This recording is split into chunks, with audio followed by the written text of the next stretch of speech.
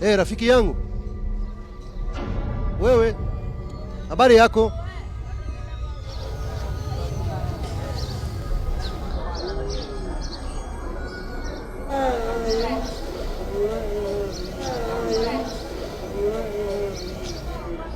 We are entering a city within the city. It's not a physical place. It has no borders. It's rather an hallucination inhabited by tens of thousands of kids. A dark, obscure and brutal place, hidden inside many plastic bottles. If you open them and sniff what's inside, you'll wake up in a world of zombies.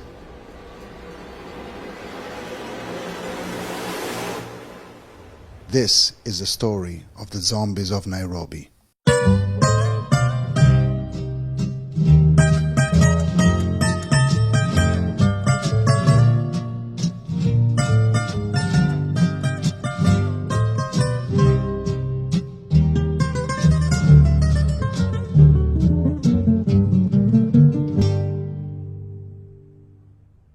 This is one of Nairobi's many dump sites. This place is surreal. If you were here now, you would feel the smell of shit and trash piled up throughout the years. Our journey into the city of zombies starts here. The desperate who live in this place obsessively inhale the fumes of a yellow liquid that they carry around everywhere. They're intoxicated. They're hungry. Nini? Glue. Na itafanya nini? Kama utavuta glue, itafanya nini? Seem like mrevi. Kwa nini unatumia gamu? Stress nyingi. Stress ya nini? Maisha, mashida za hofu. Njaa. Ukivuta lazima ukuwe na morali ya kazi na mentality na kwanza inapotea ile ya njaa. We climb on top of the garbage hill where other guys scavenge trash piles next to a group of marabous. It's like walking on the back of a foul-smelling monster that occupies the center of a neighborhood, inhabited by a number of animals, insects, bacteria, and human beings who make a living collecting stuff on top of it. None of them walk without their glue. Nagamu. Wewe una gamu? Wewe unatumia gamu? Na gamu na wewe huyu. Nionyeshe. Many of them are so dazed that they experience brain blackouts, passing out for a few minutes. Unasikia nini? Unasikia nini? The solvents inside the glue can cause effects similar to a hangover. It's a depressant substance that can cause loss of concentration and lack of coordination. But it can also induce hallucinations and transform you into a very hostile and aggressive person. The guys around us are friendly, but also very unstable. What happened to you? This knife. My friend, I took somebody guy money, nachukua naweka kwa mfuko yangu, ananinyang'anya, si tunaanza kupigana. Nilikuwa navuta gum, yani venye unavuta gum, yani na kuuse mind. Yani dapin ikanipa mariziki ya tumbo. Lakini katika siku moja unaweza kupata pesa ngapi? Nitapata 150. €1.50 are enough just for something to eat once a day and for a quarter of a bottle of glue, one of the most popular drugs among Kenya's 300,000 homeless children. 60,000 of them live here in Nairobi.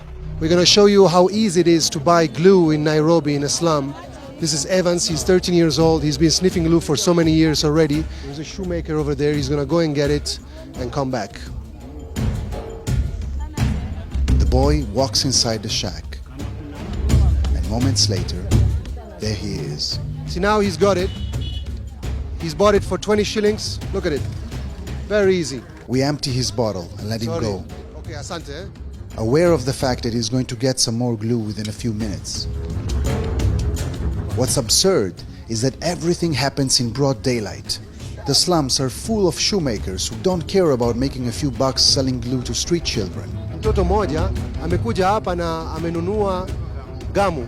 Kwa nini unauza gamu na watoto wa mitaani? Tunashona viatu, kutengeneza viatu repair, kuweka sol. Hiyo tu ndio kazi yetu. See, even when the evidence is there, they deny it.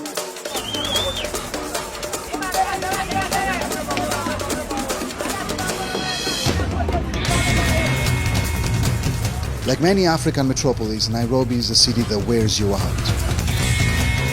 Millions of people survive on an economy of small things, of old, second-hand and patched-up stuff. Welcome to the world below $1 a day. If you make it, good for you. Otherwise, it's your fucking problem.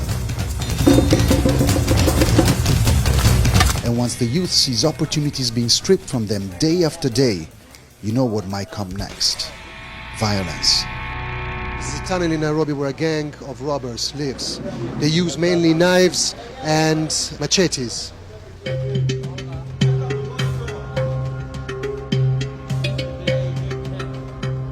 This is an injury. Why were you fighting? I fight for my life. What do you do for a living? Kokara, kuibia watu. Mimi nina 18. Na umeishi kwa wakati gani katika mtani? Toka 206. Mimi huwa nanyonga watu. Kwa saa hii. Nyonga na hii. Hivi. Utishia. Shikaya hivi. Utatoa ama hapa. Nairobi's underground tunnels are full of desperate kids. This guy, who lost his right arm in an accident, pulls out a plastic bottle. Like this one. The liquid inside it is transparent. It looks like water, but it's not. It's a toxic inhalant that has become very popular here over the past few years. It's called mafuta ndege, jet fuel. It's composed by hydrocarbons, especially kerosene, plus chemical additives such as icing inhibitors to make sure the fuel doesn't freeze at the low temperatures above 30,000 feet. It's highly toxic and very, very cheap. In the southeastern suburbs, not far from Jomo Kenyatta Airport, it has become the drug of choice for many street children who seek a quick relief from stress and anxiety. It's sufficient to just pour some liquid on a small rag and inhale it, to be immediately hit by a rapid sequence of dizziness, vertigo, and hallucinations. Yet exactly like glue, it lasts only for a few minutes. In order to get a lasting effect, the young jet fuel junkies need to sniff hundreds of times a day. Cardiovascular collapse and respiratory distress are the most common consequences. Not to mention the frequent brain blackouts, which can cause devastating damage. This boy is so stoned that basically he just fell and he hit his head. Umenunua nini? Mlango kubwa. Mali mtu anajificha anauza. So who's this dealer hiding in the area of Mlango Kubwa? After a few phone calls, we are told where he lives. We're entering now Mlango Kubwa, one of the most dangerous areas in Nairobi and one of the most dangerous in Africa. Another reason to be careful is that a number of Islamist militants with the Al-Shabaab group live here. At the end of the road, there is a small square where a group of boys and girls bizarrely stares at us.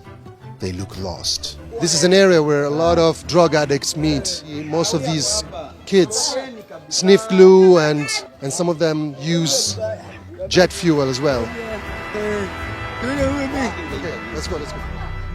Their dealer lives in this barrack, and once inside, we're stunned.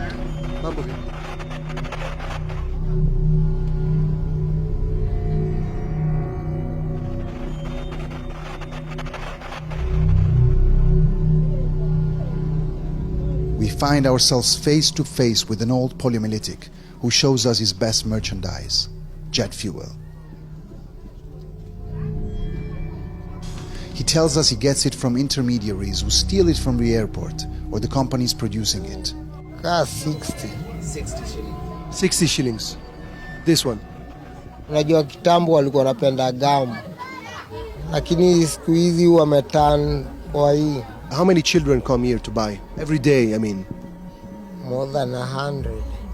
What's the point of selling this if you know that it damages children so much? Unajua wakati huo tukiuza, unajua problems una otherwise ya kupata hii pesa. Sasa inabidi tu unafanya tu for the sake of money. You're not afraid that police will come and arrest you? You bribe them with 500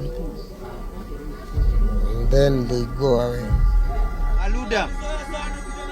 Aluda. Once out of his barrack, we find ourselves in a waking nightmare. What's freaking us out is that it really feels like being surrounded by zombies. Guys who have gone mad and who try to talk to us, even though it's impossible to understand what they're saying. We feel very, very uneasy. Mambo vipi? Hii ni mtoto wako? Ngoja, guarda. Bambino gioca con la bottiglia piena di colla. Hii ni nini? Hii moja ni glue. Ni glue, lakini sio nzuri kwa mtoto. Mtoto anatumia glue? Hapana. Lakini wewe unavua? I want us people to help us. Wherever we look, we see eyes at half-mast, lips sucking from bottles, catatonic or hostile expressions. What about your stomach? Until Mark, our guide through this living hell, warns us. We have to go. We have to go. Why? No cameras. I'm seeing a different movement. I think we have to go now because the situation is getting out of hand. So we need to leave. Wait. Yeah. Let's go. Hey, okay. Sorry. Let's go. We follow his instructions and we walk away, a bit shaken by the place we've just seen. These kids are unpredictable. Some of them follow us. Oh, wait. Okay. Wait, kuja. No. Wait. Easy. Take it easy. Take it easy.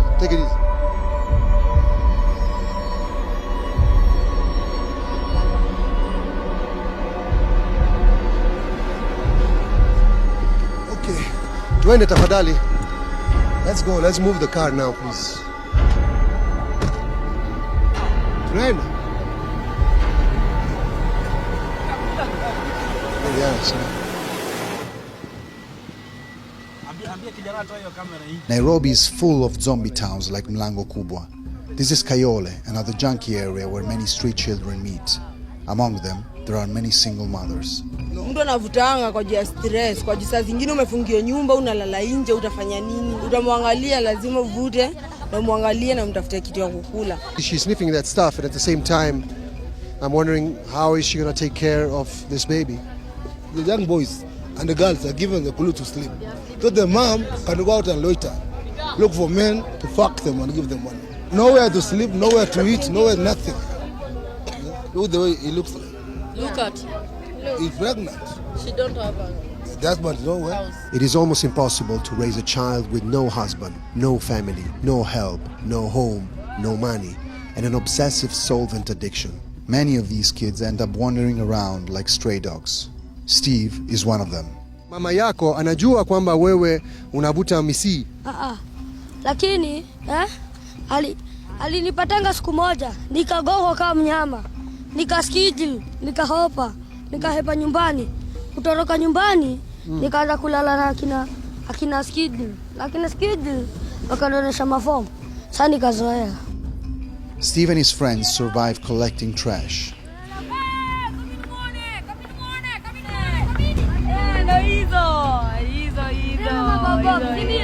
Once they've got enough, they sell it for a few shillings to some intermediaries who then sell it back to bigger collecting centers. With a few coins he made, he and his friends can get themselves some stuff. The moment later, there he is, with a bottle of jet fuel in his hand. Good. When you're only 11 years old, the word consequence isn't part of your vocabulary yet. Intoxicating yourself with kerosene is just a game like any other. This is microphone. Lakini hakuna kitu naimba. Lakini wakamsahau choka. Na unasikia nini? Mimi nasikia steam. Hebu vuta kiasi. 2,000.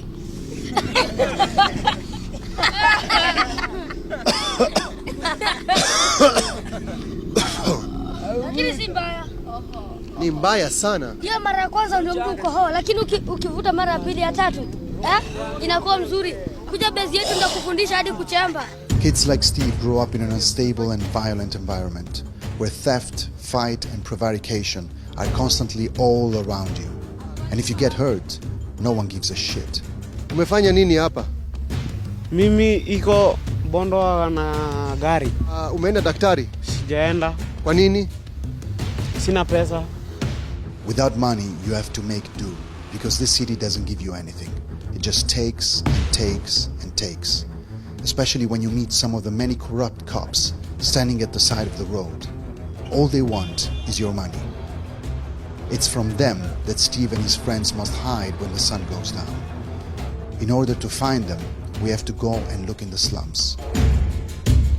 We are in the outskirts of Nairobi, and this is one of the areas where street children come and sleep.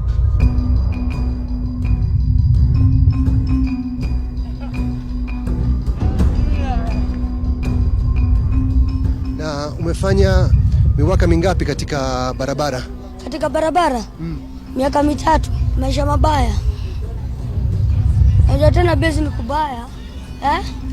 Watu wanapigana na machupa. Juu unaweza kufia kwa base ama ushikwe. Unalala wapi?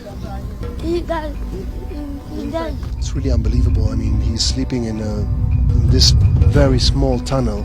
Like an army of rats, street children sneak into these tunnels to spend the night. No one cares about them, except an Italian organization called Amani, which has been active for years all over Nairobi to provide hundreds of kids at least 2 hot meals a week. The luckiest of them get a golden opportunity too. A chance to get away from streets, glue and jet fuel and build their own future. A boy like Steve doesn't go unnoticed. He's young, smart, and he's got potential. And most importantly, chemical solvents haven't messed with his brain yet. Therefore, Amani has decided to make him an offer. To move into the Kivuli Center, where tens of young boys and girls like him are rescued, fed, and sent back to school.